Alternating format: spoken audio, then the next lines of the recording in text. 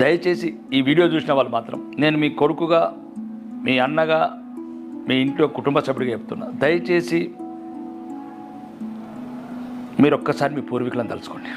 ఏదేమైనా సుమారు ఒక 1000 సంవత్సరాల నుంచి విదేశీ దండయాత్రలు చేసిన, 200 సంవత్సరాలు బ్రిటిష్ రూల్ ఉన్న మతం మారలేదు.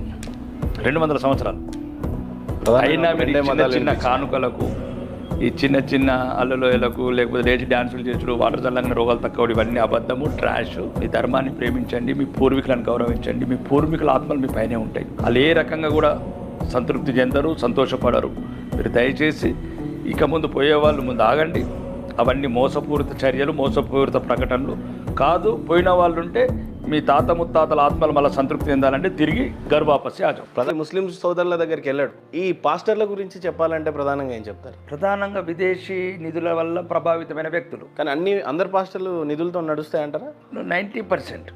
10% అక్కడ ఉన్నారు, వాళ్ళు ఏదో కొద్దిగా మమేకమైనరు. అది అంటే ఇది వాదన లెక్కనే వినిపిస్తుంది, కానీ నిజం కూడా ఉంటుందా? నిధులు నిజం ఉంటేనే కదా విదేశీ డబ్బులు అందుతూ సుమారు కొన్ని లక్షల ఏవైతే బినామీ ఉన్నాయో దాని మీద ఏ రకంగా మత మార్పిడితో అన్ని ఆపేసినాం కదా. కొట్టుకుంటున్నారు చేప పిల్లలాగా, చెర్లకి వెళ్ళిన చేప పిల్ల కొట్టుకుంటున్నారు. అందుకోసమే చర్చిలలో ప్రేయర్లు చేసుడు, కాంగ్రెస్ కోటేయమనడం.